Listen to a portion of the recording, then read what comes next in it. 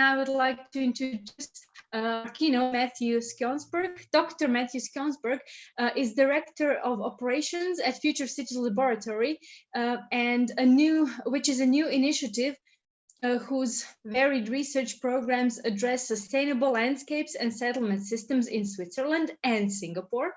And he's lecturer in civic design and program coordinator for the doctoral program of the Institute of Landscape and Urban Studies in Zurich. And he will be giving a lecture entitled The Etymology of Design. Matthew, the Zoom platform is yours. Thank you kindly. Well, it's really an honor to join you all. And at the risk of being a little bit digressive, even given the short time, I'm going to make use of the opportunity to give a little resume of how, in 15 slides, this current work we're doing came to be. So I picked up my first skateboarding magazine at the age of 12, July 1986. On the cover was this fantastic Jesse Martinez photograph. And at the last page of the magazine, they always have a section they called Something Else. And this was always a photograph or a short story or a drawing, something interesting. And in this case, it was a short story about a skateboarder who lost their life in an unrelated way. And being a generous spirit, they donated their organs to science. And a woman got his eyes, and she couldn't understand why when she goes around the city, her eyes would be going up the wall and down the stairs and over the bench, you know. So this is a little bit about if you change the eyes, you change the animal. So this is how we see the world. This is a little bit about that. 10 years later, I published my first essay the year before going to architecture school, and it was published in Thrasher magazine.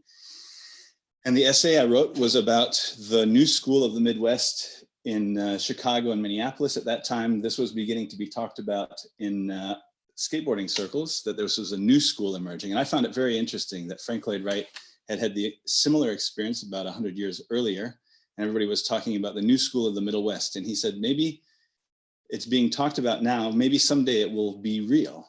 So I closed the essay with a quote from Wright saying, I know with what suspicion the person is regarded who refers matters of fine art back to nature. But any person who has individuality, and what person lacks it, has a right in some degree to expression of that individuality in their own environment. So this is the ethos that I imbibed. 10 years later, I was lucky enough to have my design for one of the early skate parks on the cover of Thrasher. So this is a little bit about 10-year cycles in our own lives. A few years later, this became the first case study about this kind of architectural subject in the architectural graphics standards. For those of you who are here, German-speaking Europeans, you'll know the Neufert as a kind of rough equivalent. But this was interesting because it was showing both an acceptance on the skateboarding side, on the professional side. I found a niche, as it were, based on how I saw the world. And this was really exciting because basically it brings us to the question of design. So now I skipped through some images here quickly, but to give you an idea, this is rainwater collection.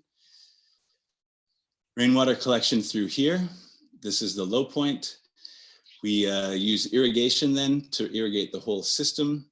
We have big investment in these 4 trees to have shade in the summertime microclimate design. It's acoustic buffer because it's building up, it's a cut and fill here. So you have also thermodynamic design. This kind of section detail gives the impression. So the storyline was the yellow path is the grandma path. That's where grandma can go without being afraid of being hit by a skateboard. She can be part of it.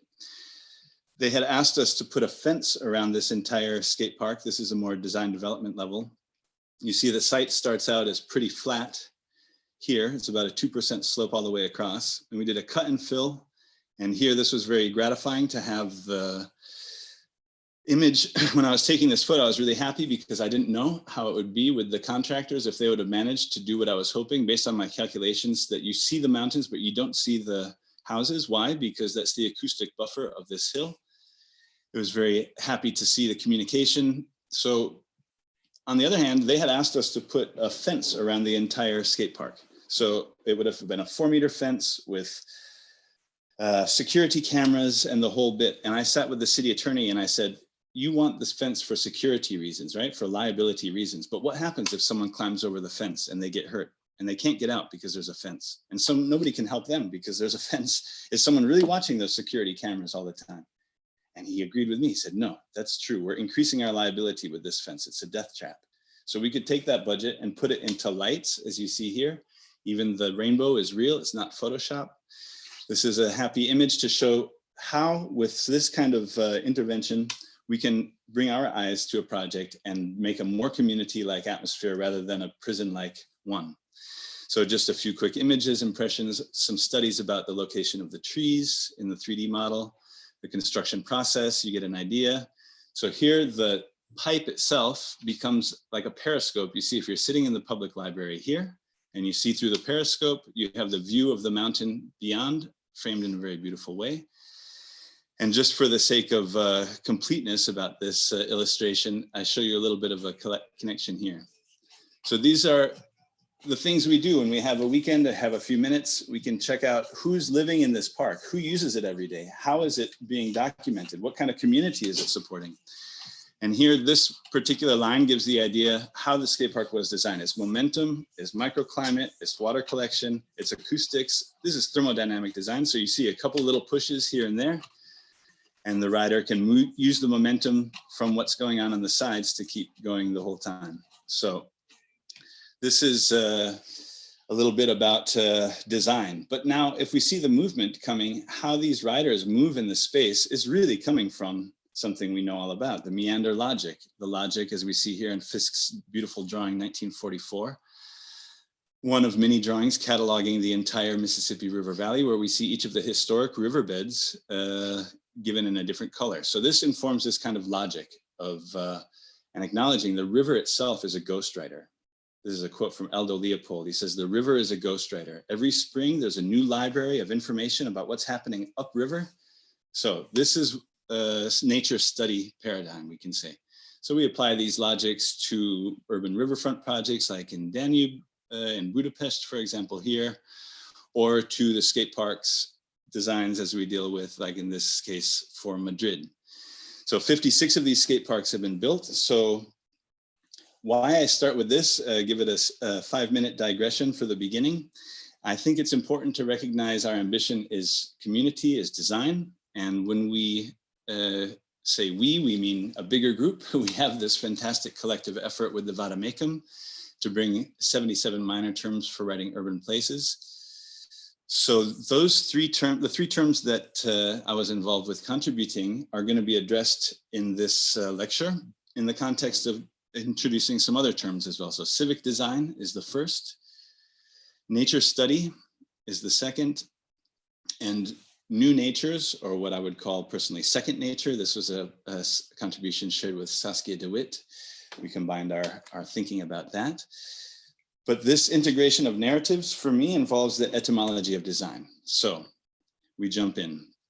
The etymology of design, according to Kostas Terzidas, involves something very surprising, very exciting. I think we're lucky when we have Greek colleagues because we can get such fantastic etymological lessons. And in this case, as he explains in the beautiful text, the etymology of design of pre-Socratic perspective, it's coming from the terms eshin, coming from eho, it's the past tense, coming from shido, it means something that we had but don't have anymore. So design is more about memory than it is about invention. So it's literally about making a sign that points to an existing relationship that's been neglected or forgotten, and we bring attention to that. So design is about memory. Okay, so that immediately brings us to this question of aesthetics. What is aesthetics about? Well, it turns from the asthenomē or aesthesis from the Greek. It's talking about the cumulative input of all of our senses. So not just the 5 senses of our anatomical structure, but also our sense of balance, also our sense of right and wrong. So the ethics are really implicit in aesthetics. So with the doctoral program we're responsible for here now, we are developing a view that's between urban studies on one hand, and so here you see a rural urban condition, sort of an edge conditions intersection, and we have civic design, which is taking a more infrared view, talking about more dynamics, about more bottom up, whereas urban design is more about top down. And the key word here is landscape. So what is landscape? Well, from a historic perspective, the etymology of landscape is also related to the intention of, in the English language, some of the early people to adopt the term, Frederick Law Olmsted and Calvert Vaux, who described that landscape is two layers. It's the ecological armature of the region, the riverways, the steep slopes, and the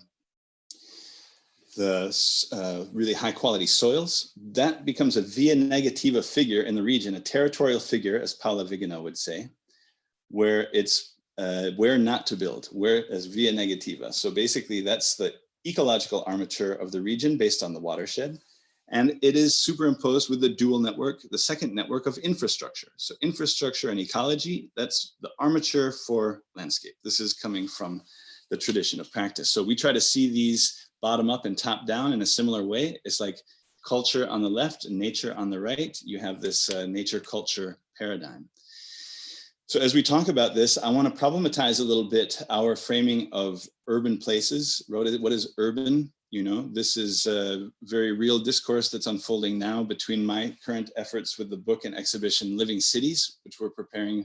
We had last year at the EPFL, and we're preparing next year for the British Library and for the book catalog to be published. That'll be 30 cities looking at the history of park systems. But at the same time, there are two other exhibitions closely related to which I've been involved to some degree, taking the countryside of Sebastian Marot and Countryside, the Future of Rem Koolhaas and his team, which was also involving Sebastian and our exchanges. So I share these three, who, if you're interested, you can take a screenshot and follow up on them.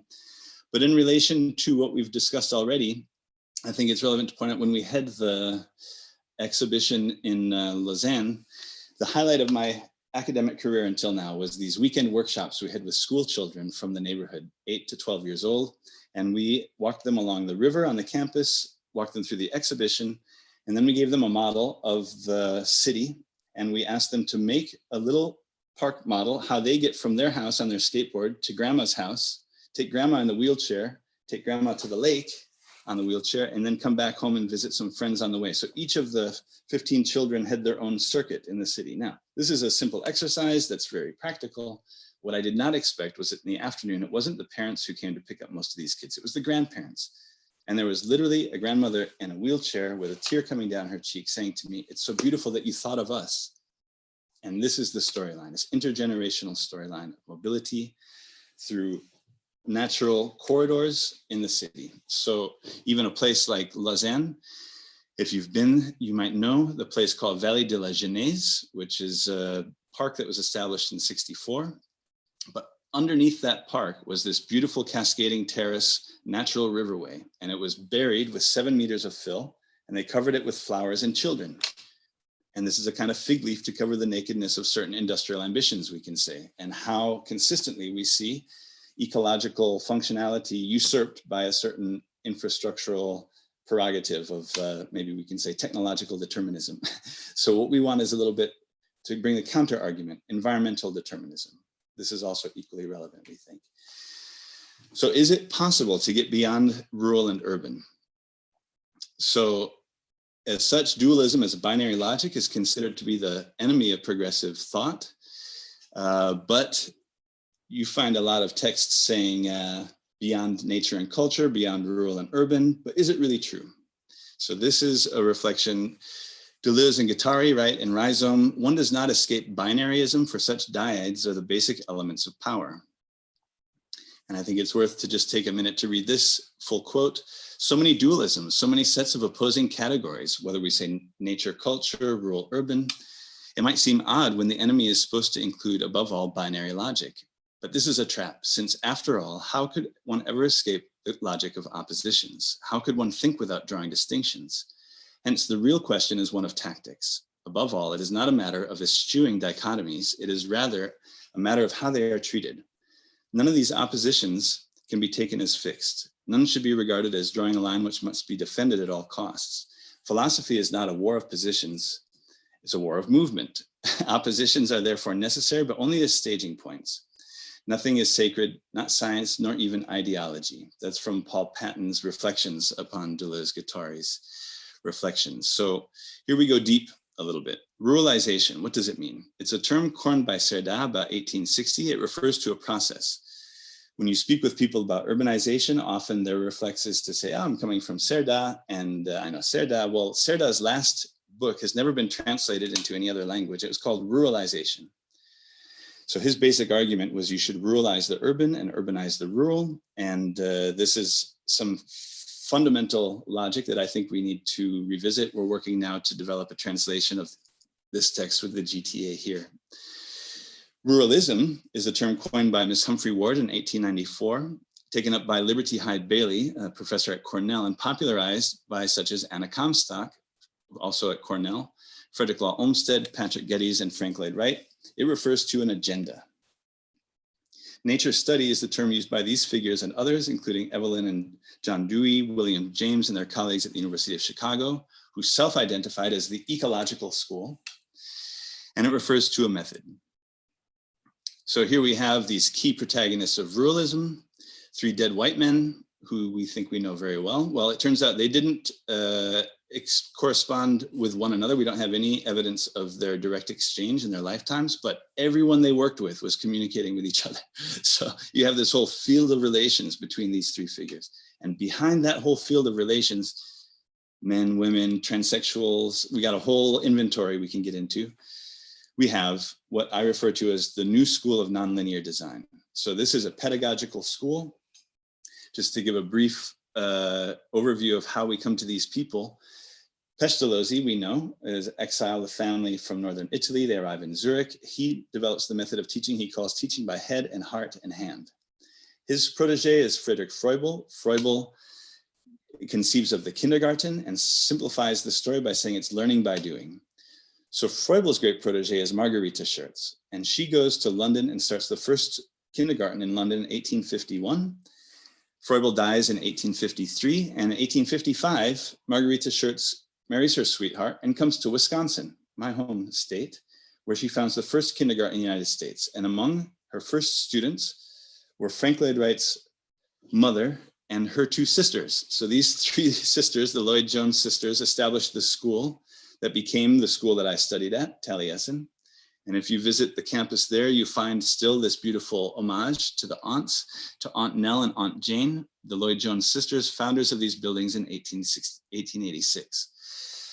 So these were the first projects of Wright. It was made in a context of a new education, as they called it. Here we have this incredible portrait of Wright's mother on the right and her two sisters, Nell and Jane, on the left. So what an epic portrait. We can take some inspiration from the character of these women, of course. And the idea they found themselves involved with was, as they described it themselves, the new education, the nature study idea. So Liberty Hyde Bailey, who I mentioned at Cornell, wrote this rural outlook set. And the outlook to nature, the nature study idea, the state and the farmer, the country life movement. This is all, I think, a very healthy antidote to our tendency towards urban agendas at this time, where urbanites tend to conceive of rural inhabitants as peasants living in a hinterland and project their idea onto them that what they need to be is more urban, more like us, you know? Well, this is very questionable. So I think what we're talking about here is rural agency. So this is, I know, a key word for many of our colleagues. Geddes again talks about civics as applied sociology and develops this deliberately dialectic, dualistic rural-urban discourse. Here we have the view of Getty's Outlook Tower from the countryside, a beautiful image from the archives there. And here we have a solar image showing Outlook Tower in silhouette across the year as well. This is suggestive of the Valley section. This is a kind of environmental determinism from Geddes, talking about a variety of occupations, a variety of settlement types. We're not talking only rural, we're talking about regional, civic connectivity between rural and urban at the scale of the watershed. And of course, this impossibly relevant diagram that shows up in his 1915 text already, showing the expansive outward pressures of the city and the reciprocal force of the countryside pushing back. So you get this wonderful articulated edge condition that really shows a lot about, I think, where we're talking about rural-urban relations now. But even if we talk about something like climate change, we should be aware it's not a new subject. Since 1847, it's been discussed, and we have a variety of examples. But these were discourses happening among farmers, among rural inhabitants. They were concerned about climate change and human-induced climate change and the negative effects of that. So I'll wrap up in the next minute here with just a few slides showing this is the last page of Patrick Getty's last sketchbook, which were put into the hands of Jacqueline Tyrwhitt. It's not even in his archive. He writes Nature Study. Here he writes beautifully, Nature Study, Growing Consciousness of Water, Vegetable Kingdom, Animal Kingdom, etc. So this is what was on his mind at the end of his life. We think it's a new paradigm, but in fact, it's not such a new paradigm. What we talk about, this environmental determinism agenda, still has a place that needs to be rediscovered after about 50 years of deliberately being put to the side. Just to conclude with some images from John and Evelyn Dewey's book, Schools of Tomorrow, An Hour a Day Spent in the Gym, It's Climbing Trees, The Gully is a Favorite Textbook, Real Gardens for City Nature Study. And as a kind of epitome of this logic, the folding in of the school right design for the Avery Coonley Progressive School, the garden designed by Jens Jensen, and the neighborhood designed by Olmsted. This is the Riverside neighborhood. So we will end, I think, here to say, I think we have our work cut out for us to understand the terminology we're using, not to get sucked into a new urban agenda, which is pretty myopic enthusiasm for urbanization, but understand when we say urban, what do we mean? To conclude, urbanization is the term coined by Cerda about 1860. It refers to a process. Urbanism with an E, the French term coined by about 1910, popularized by Le Corbusier and his colleagues, refers to an agenda. And urbanism, the Americanized term, popularized in the 1950s by such institutions as the Rockefeller Foundation, it refers to a corporate agenda. So, and this is my interpretation of urbanism to date, is it's largely a rebranding of colonialism. Just to underline the point, if you take an exchange of various scholars and what they define as urban, we know it's a very heterogeneous definition. So, but if you map those terms onto a landscape, then what you see as an agglomeration, as a figure, is finally in the center here, the river valley, the mountain peaks. So let's get the rural urban agenda in hand and think about the scale of the watershed as the basis for our planning. Thank you so much for your interest. Thank you very much, Matthew, indeed, for this very interesting talk that shows us very, very different types of integration, of nature into design, design into nature, and vice versa. Thank you for juxtaposing these notions of what is rural and what is urban. I would like to invite everyone to take part in this Q&A session that is to follow. Please, if you have thoughts, questions, comments, ideas, please signal me directly or Angelique in the chat, or Willie even, and we will invite you to say something. I would like to hereby open the discussion. Do we have any questions, comments, ideas?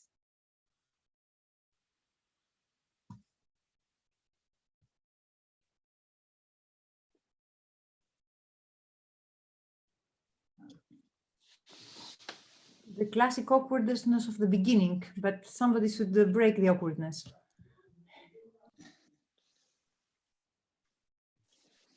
Well, I don't know why, if it should always be me, so I try to be wait a little bit, but I do have, I do want to support Sonia in indeed thanking Matthew for broadening the concept of integration. I mean, we've spoken about integration very much in social terms and thinking how we could come up with urban strategies that include different user groups, and we've spoken about this polyvocality and different voices and so on. And here comes Matthew bringing in the rural and the landscape and the memory and the watershed. And I think that is really, really crucial indeed, that integration is not only happening on a social level, but as much on a spatial level. And there are even hidden or more or less hidden parts of our landscapes and our cities that we don't necessarily immediately understand from the map, such as the water, the watersheds, or the terraces that you showed in your other example. So I think that was very beautiful, and also appreciated your introduction about the skate parks, and thinking of them not only as places for youth, but actually as intergenerational places with different routes and different levels of accessibility, where the landscape, the water, the public space, and these spaces of encounter were somehow all coming together. So I thought it was very, very inspiring. Thank you, Matthew. It's a pleasure. I do think this this connection between rural and urban is exactly this theme of civic design. You talk about social dimensions in urban design. I think this is exactly what the civic can do, is bridge rural and urban in this way through landscape. So where the landscape armature that we were describing, that's the regional scale armature, is imbued with those institutions and places and museums, schools. This is historically what was the case, and I think it's a strong model for the future with a performance record that we can track and build on with our scholarly efforts. I think Saskia was speaking in one of the earlier sessions about urban places as urban landscapes, and I think as when we're discussing these medium-sized cities that are indeed maybe not countryside, not the metropolis, but something in between, that there is this aspect of the landscape and how the landscape defined urban form, and how landscape also can give us clues for more integrative forms of design might be a very important aspect not to overlook. I think, yeah, and just as you say, I think there's always the danger with certain systematic approaches that we have also over integration or over connectivity. We need healthy boundaries at certain moments as well. So I find this idea of rural urban very helpful, because it allows meaningful distinctions to be made between what kind of activities are happening. And at the same time, there's a lot of overlap for, you know, fitting things together. But there is a kind of, especially a moment in the landscape where we have these intersections of overpasses and riverways. And these Xings, I think, become a very interesting point of focus for our civic design efforts, for example, because they really are exactly those moments where we can say in a general way, culture and nature and rural and urban are combining and intersecting. And yeah, it's like valves, like a heart valve. You wouldn't just put the whole thing together and say, oh, it'll sort itself out. No, you have to give it some structure, the heart as well as the city.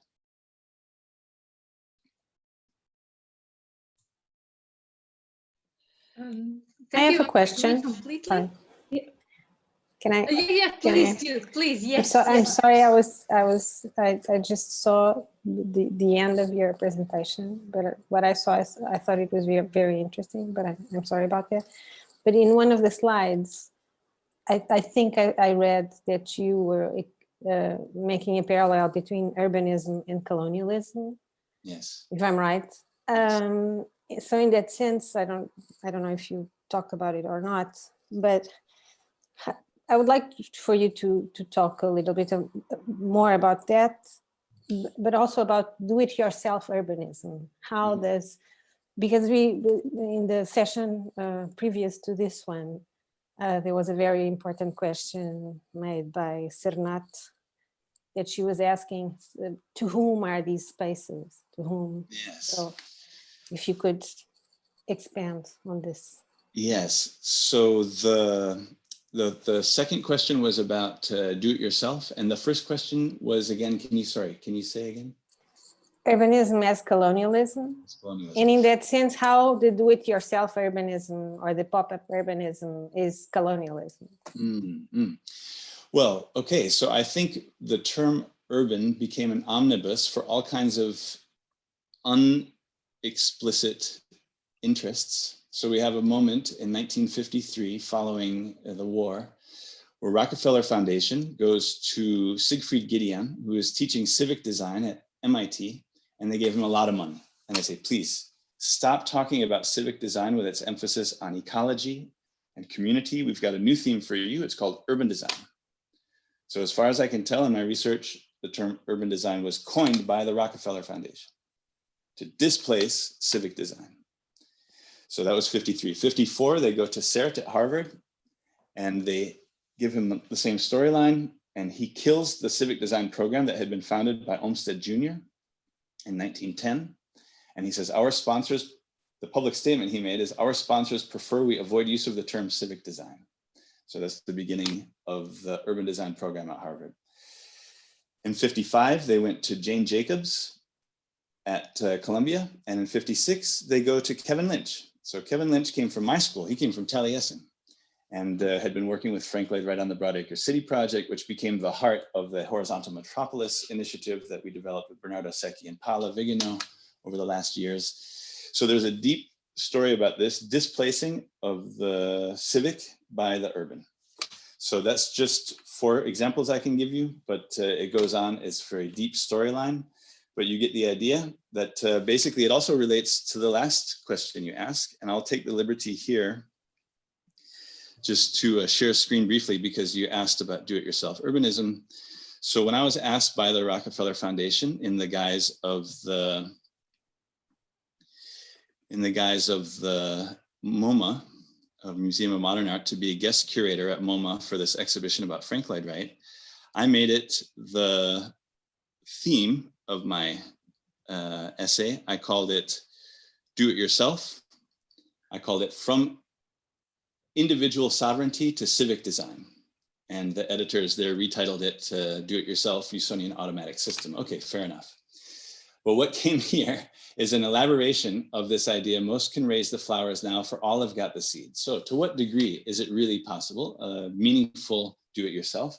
So my argument in a nutshell is, giving certain precedents and examples, is to show how a certain system called Usonian Automatic was able to be developed by Wright for individual do-it-yourself construction of individual houses. This is a family house, the Tompkins House in Seattle, but it also became the basis for Florida Southern College, where the students built their own campus at the scale of a real urban district. It's a pretty incredible example where basically, yeah, you get the systems here. Wright was going from prefabricated systems, a logic of how you could get the benefit of factory construction in the 1915s, to a kind of craftsmanship model. He was concerned about integrating craftspeople. So that was in the 30s after the Depression, when construction was cheap. And then finally, this is the do-it-yourself system with 12 details, with 12 different blocks. You can make your own house. So this is an example of that house. Well, you can also do your own campus, like it was shown here. So I think when we have a robust landscape armature that's mediating rural and urban in the way we're talking about civic mediation, we have a lot more flexibility to experiment, to try things, because the armature will be intact. So we can have intergenerational continuity in infrastructure, which is, as we know, 1/2 of landscape is infrastructure, according to the people who form the practice. So this is, I think, the key, in a way, to get beyond the colonial phase of urbanization, where it tends to be an omnibus. I mean, look at MIT today, you have the MasterCard Center for Advanced Urbanism. I mean, talk about military, industrial, finance, industry complicity. We're pretty much at the heart of the matter. And this is, yeah, for me, a sort of overview. I hope it's helpful in response to your questions. Thank you. You're still muted. Excuse me, sorry. Thank you very much, Matthew. Saskia had a question, so. Yes, hi Matthew. I really liked your talk. You addressed a lot of different topics, and so one of the things that I would like you to go a bit deeper into is that you mentioned, and actually you almost answered it right now, but not completely. You said that you cannot escape dualism, and that kind of links back to what we discussed this morning, that you cannot talk about meaning without oppositions, because something only gets a meaning if you can oppose it to something else to give it understanding. But we also talked about this subject in terms of power. So, and you said, well, okay, we have dualisms, we have urban, we have rural. You also talked about urbanism in relation to colonialism. That already talks about this a little bit. there's always the kind of the ones in power and the other ones, the lesser ones. So, and the way you talked about a kind of ideal idea about rural versus urban, where they have the same power almost, that's the ideal state, which of course isn't the case.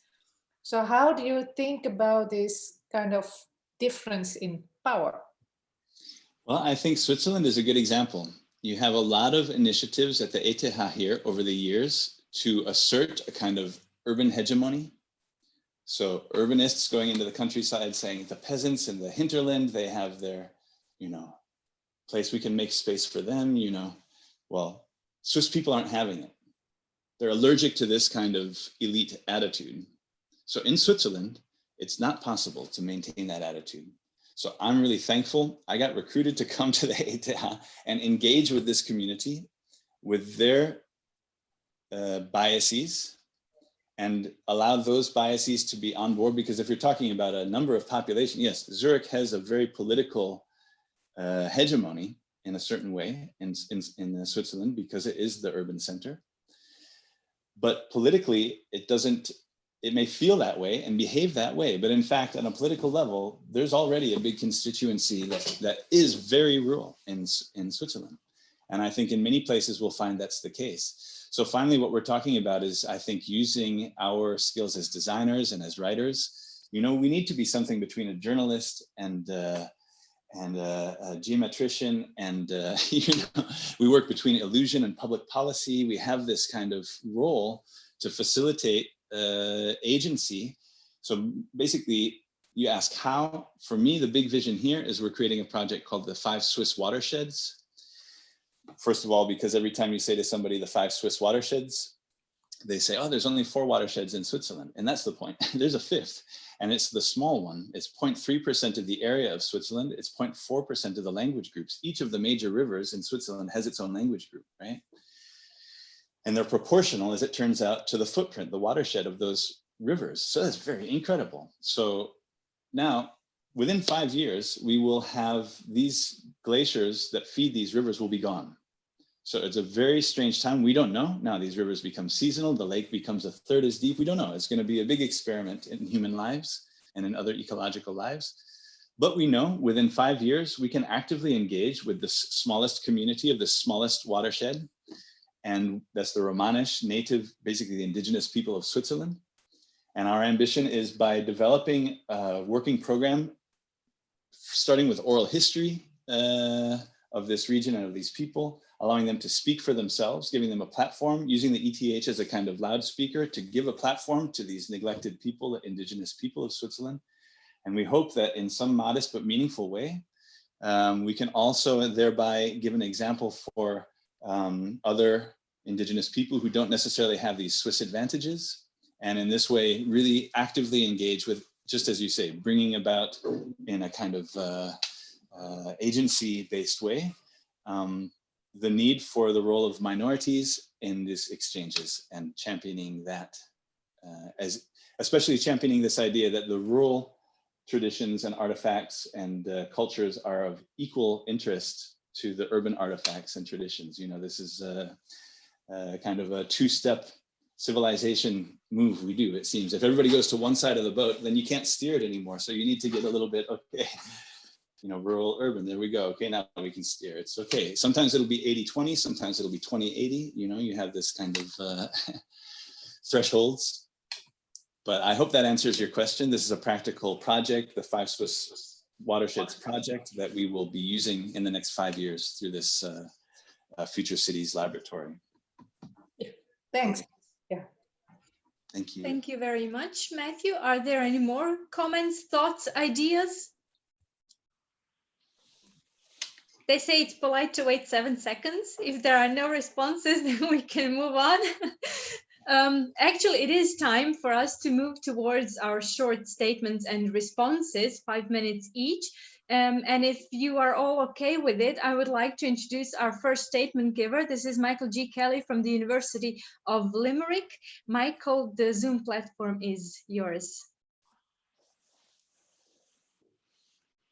Excuse me. Thanks very much, Sonia. I'm aware of a kind of a congenital tendency to run over time on my part, so please just shout if things start to get out of hand, okay? I'm going to share an embarrassingly basic PowerPoint presentation with you, which is actually just my title, because it's really on these terms that I want to try to zero in the brief time I have.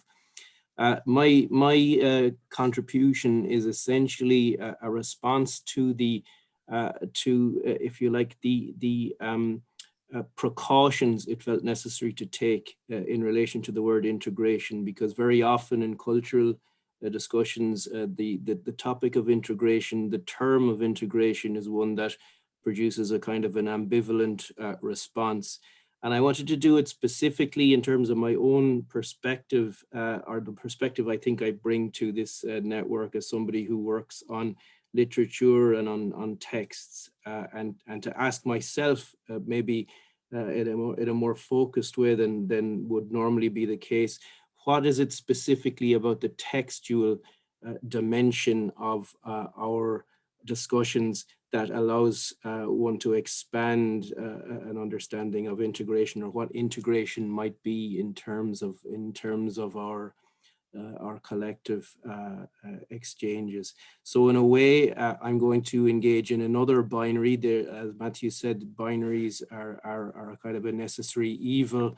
One resists them, and at the same time, one is inevitably drawn into them as structuring, if you like, features of the landscape. And mine would be between reality and representation. And of course, that can immediately be taken apart, but my focus here is much more roundly on the representational or representation related element of the binary than on realities per se, and in particular realized material realities, which is a key focus of our architectural and urbanistic colleagues.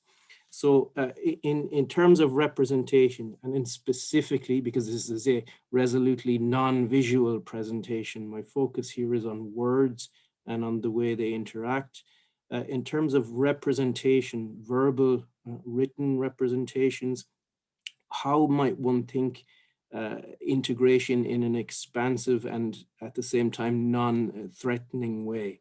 It seems to me that there are a few terms here which could help us out. The first one is that very basic one of utterance. What does it mean, in a sense, to think of the text as an utterance that integrates the terms it brings together? One can see this as a metaphor for the urbanization process, for the urban experience, in a sense, that when individual terms are brought together in an utterance, itself reperformed through the acts of writing and reading, when one brings individual terms into an utterance, their meaning becomes co-defined, but also arguably, especially in terms of literary texts or creative texts, their meaning, their individual kind of established meanings are transformed. So are modified in some kind of an interesting way. The reason I mention this is because I think that when we're talking about writing, and we're talking about narratives, and we're talking about, in a sense, individualized textual productions, we need to bear in mind this transformative or potentially transformative dimension of what happens when we accede to language, when we begin to speak, when we begin to produce utterances. Now, the second point I'd make here, or the second development I'd like to emphasize, is the way in which, in a sense, literary form or different kinds of textual forms as they've been developed within literary practice engage in different kinds of integration. Okay, there's a typical kind of modernist text. It can take a novelistic form, it can take a poetic form, but which engages in processes of holding diverse elements together within a textual space. Okay, and one could say that that really relates to texts that are largely about space and the exploration of the textual space. There are others that are much more about this kind of integrative, transformative potential of the utterance. That is, in being drawn into the process of utterance, the elements are fused together in new ways and change their meaning, the meanings that they bring to the table, as it was before the utterance occurred. So these are different kinds of integration which can be thought in terms of the literary text. One might be, to use another term that was used earlier on, a kind of a bridging of the space between the different terms, but there are also these kinds of transformative or more alchemistic kind of views of what happens in the literary text or in the creative written text. Just an aside here, and 5 minutes isn't really a space in which one can make many asides, but I think it's very interesting and important, especially given the variety of approaches that we have here, to question whether, in a sense, writing urban place can or should be uniquely about narratives of one sort or another. There have been frequent references to writing one's story. Is one always writing one's story when one is writing, especially in this kind of urban context? There are all forms of inscription, all kinds of inscriptions, which are not necessarily fully fledged stories, but which at the same time beg the question of the way in which subjects write themselves into the urban space and into the urban experience. Now, there's one development of this kind of issue that I'd refer to very briefly is, on top of the utterance and on top of this idea of, if you like, produced language or the performed language, there is an attractively connected idea of the network, okay? The way in which different elements can be brought into a kind of a functional relationship and create new kinds of possibilities. And one interesting author on the topic of the network and on the city as a host to networks of different sorts is Antoine Picon, a French writer, who in a 2014 essay, La Ville des Réseaux, the city of networks, talks and makes a very important point that the network, whatever kind of network it be, while it has a material dimension, is also very much about a shared imaginary representation, and that the shared imaginary representation, whatever the diversity the network holds together, the shared imaginary representation is critical to its functioning as a network. So that's a kind of a text that can, or rather an idea that can apply to both textual representations, but also that the imaginary is critical here, but also to the kinds of manifestations of connectedness that we see in particular urban spaces. I conclude then, coming back to the question of literary form, and go back to a classical, if you like, iteration of this problem, which is Baudelaire's opening remarks to the Spleen de Paris. And then you can go back and consult them in your own time. But one of the key points he makes here is that the individual creative subject invents new forms as a response to the kind of shock of new urban experience.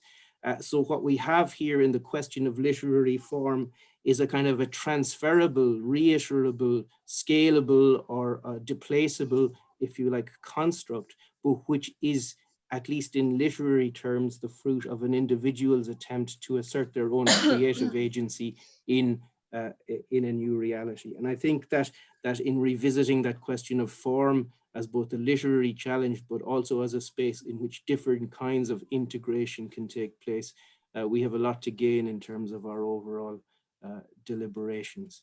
Was that a deliberate cough, Sonia, or should I Yes. should I shut up? Okay, thank you. I'll Thank unshare. you. Yeah. Thank you very much. Excellent. You gave us a lot to think about, and we are very, very anxious to hear Isabella Indolfi's response. Isabella, please correct me if I'm wrong. We have you as an independent curator here, and we very much look forward to your response on the topic of integration. Thank you everyone. Yeah, I'm an independent curator and part of the working group 4. So talking about integration in the city, I would like to focus on the role of public art in the promotion of interculturality and hyperdiversity. Please note that these two words, interculturality and hyperdiversity, are borrowed from the 77 minor terms from the Vademecum, edited by some of our colleagues. And for hyperdiversity, we mean a complexity as well as a fluidity of social positions, senses of belonging and identities in the cities. And this match of narratives from the past and from the future creates the so-called interculturality, which is a synergy of plurality combined with the traditional narratives. So art, with its universal languages, with the possibility to experiment innovative ways of inclusion, can provide concrete tools and methods for the construction of common grounds among the communities. Art actually can implement intercultural dialogue that aims to reinforce social cohesion through the creation of bridges and links among people and communities. It's important that the art in public spaces to do this can use participatory strategies, and it should engage communities in active storytelling so that they can project their own identity in the environment. Of course, I'm speaking of a certain kind of art projects that dialogue with the context directly. So I would say site-specific or community-based projects. I will give you 2 samples of this kind of projects that have been selected in the pool of projects for Porto conference. The first one is Seminaria, which is a biennial festival of public art that takes place in a small medieval town and in the south of Italy, where I come from. And the community is small and the sense of belonging is strong. So every external intervention is very helpful to activate the awareness of being in the world. Through the artists, we implement a sensory community. This is another word borrowed from the Vademecum. And so we make this community aware of the stimuli that give shape to their experience. And we do this with a very simple tool, which is the artistic residency, which is the most effective tool that allows real exchange between the artists coming from outside and the hosting community. So this is the only way that the artists can develop site-specific projects for and with the local people.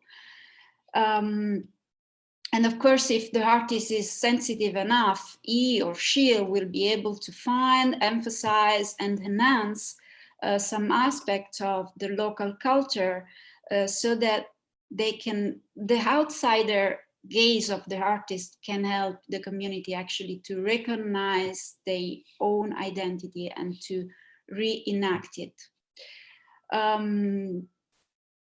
The other project that I would like to present you in this very short time is ID project, Your City Identity. It's a project that aims to preserve oral histories. We know our cities are made of oral histories also, the narratives are made of this. So ID project uses QR codes technologies to create an emotional map of the city. So what this project does is investigate the plurality of identities around the world. And of course, we need the active participation of the people.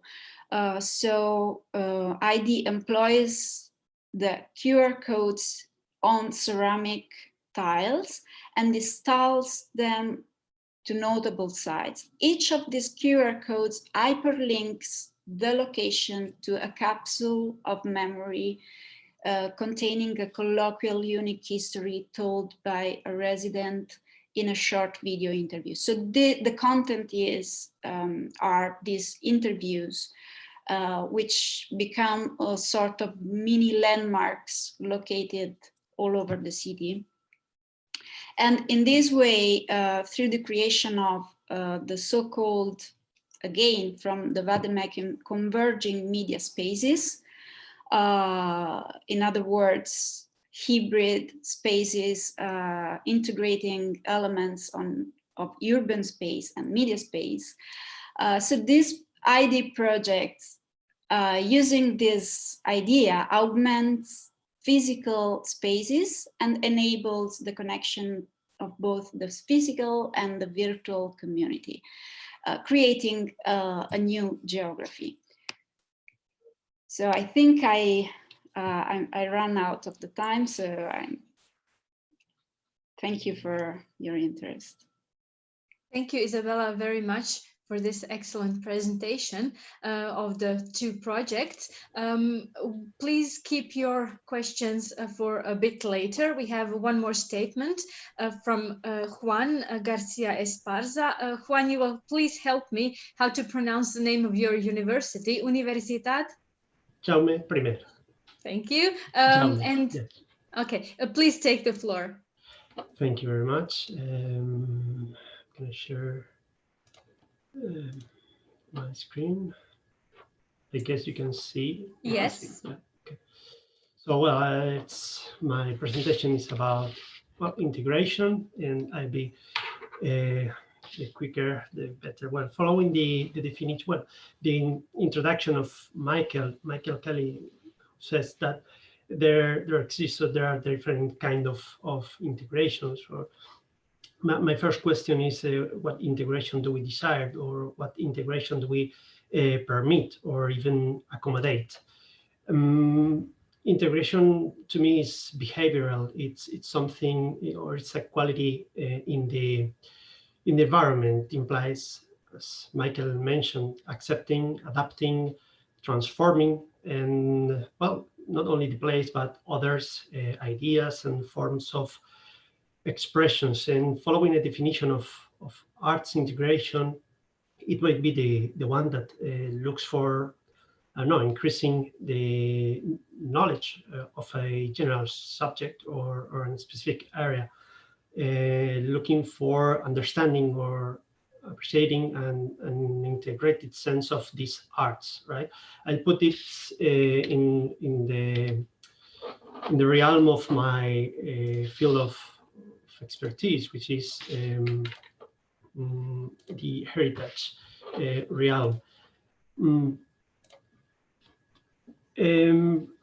Contemporarily, well, critical approaches to plural meanings of what heritage means are understanding different sorts of appropriation or appropriation of the space, looking for a more democratic calling processes or processes of selection or about what's important. This discourse now approaches the parallelisms or the integration between the pure logic of the tangible and together with the realm of the intangible, emotions, feelings, values, power, and justice even. So now this wide open perspective together with the no conditions of integration is telling us that something bigger is happening. And for example, let's me show this second one. Images like this perhaps, well, belong to a colonial legacy in terms of heritage preservation, where these cooling processes have somehow clashed with local realities since their inception, right? So heritage sites have often been creating several different processes that segregate both spaces and people and society, temporarily and even geographically, right? So, well, this is a kind of story of good and bad guys whom somehow are defining what prevails today, or what is defined as heritage today. So, next slide. Yeah, what we are achieving right now, it's more about understanding integration from a bottom-up approach. It's a theoretical discourse right now that integrates the weak, for example, or even integrates the spontaneous, the humble, and even the flamboyant, or I don't know, but integrates different perspectives, right, in the urban fabric. So this is pretty new, and this allows actors to coexist and cohabit these contemporary spaces, or contemporary historical even scenarios, right? Well, the problem of how these objects, places, or these landscapes are appreciated transcends the domains of the contemporary life, as well, Michael, as well, introducing a previous well, kind of chat we had last week about the skaters and so on. But as I said, the problem of adequately engaging these past, this legacy, and present forms of transformation, or even meaningfulness, forms of legacy in the end need to confront the previous forms of methodological approaches. Concluding, because this is pretty short intervention. Non-official forms, as the ones that I've showed in the previous slide, non-official forms of heritage creation and preservation are now integrated, are resulting from complementary methods. From the one of the historian are those of ethnography, or those of oral history, and this somehow has moved or has frustrated historians, because this escapes their realm, and this poses, or this expels them from a new point of view, or from new approaches to the heritage discourse, the heritage creation, contemporary creation in the urban realm. I'm specifically referring to power, dominance, etc. I mean, that was the main idea I wanted to convey here today. Thank you very much. Thank you very much, Juan. As a responder, we have Dace Bula from the University of Latvia. Sorry. Yeah, good afternoon once more. Am I heard well? Yes, very nice. Okay. Well, I'm concluding this session with this range of very diverse perspectives on integration, and very interesting ones. And I hope I will echo with some of the ideas expressed during this this session. I think the coast action in which we all participate provides a unique perspective on integration in that it invites to link the social and spatial dimensions of integration processes, tangible and intangible, as Juan Garcia just put it. And to ask, among other things, whether and how built environment and its particular objects encourage or vice versa preclude integrative moves, whether and how they produce conditions for or obstacles to integration, what are the connections between the fragmentation of physical and that of social space. What integration or separation narratives does the built environment transmit or inspire?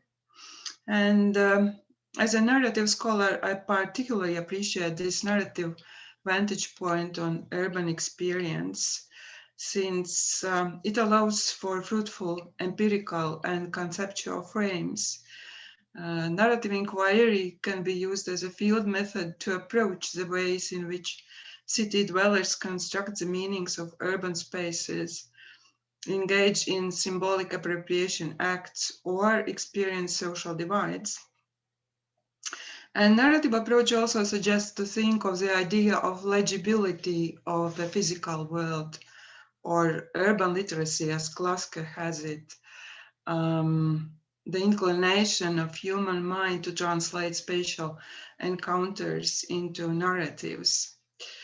As we know, the idea is present in a number of contemporary lines of thought in the concept of built narratives used in urban design studies, the concept of spatial stories met in cognitive science, the concept of storied matter coming from material eco-criticism, as well as post-humanist concept of discursivity of matter. And to proceed with the integration capacity of urban space, I will say something about my personal view on it in the context of this cost action. It is actually participation in this network that has encouraged a shift in my project on environmental experience narratives in the Riga port neighborhoods. I have modified or widened the initial focus to include people's engagement with the built environment. That has to do with all three concepts of this cost action and with integration in particular. Namely, I have become more and more interested in such built objects, very characteristic of my area of study of the Riga port territory as walls and fences, and their impact on urban experience and integration of urban space. And here I probably echo with some minor detail from Matthew's presentation, where he dealt with this fence around the skate park. Walls and fences are contemplated as objects that are both functionally and discursively influential, especially within border studies, and basically aimed at the fragmentation of space. They transmit multiple boundary messages, those of separation, demarcation, enclosure, gathering, protection, etc. And regardless on what grounds certain segments of urban fabric are set apart by walls or fences, be it ownership or type of activity or something else, these constructions exert discriminating effect on both physical and social space and deeply shape people's experience of urban environment.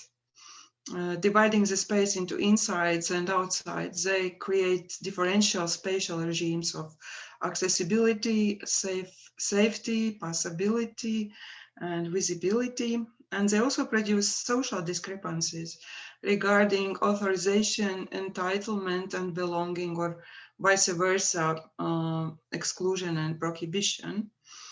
And border narratives in themselves, walls and fences, are addressed in oral stories people tell, and they provide material surface for various kinds of graphic discursivity, including the inside-outside controversies in forms of graffiti and other. It's also customary that territories beside fences become zones for space appropriation debates and actions, and it's also a case in my study. So in my research, to conclude, I try to combine all these aspects of the narrativity of walls and fences. I treat fences surrounding the Riga port and cutting out 1/5 of the city territory from human access as storied matter in several senses. First, in the sense of a narrative subject appearing in the interviews of the residents, as they constitute really environmental problems. And I also consider the narrativity of these fences as constituted by their function, enforced or disputed by special forms of discourse such as signposts, warnings, and graffiti. And I also look at symbolic activities of appropriation aimed at transforming the communicative character of these spatial objects in the search for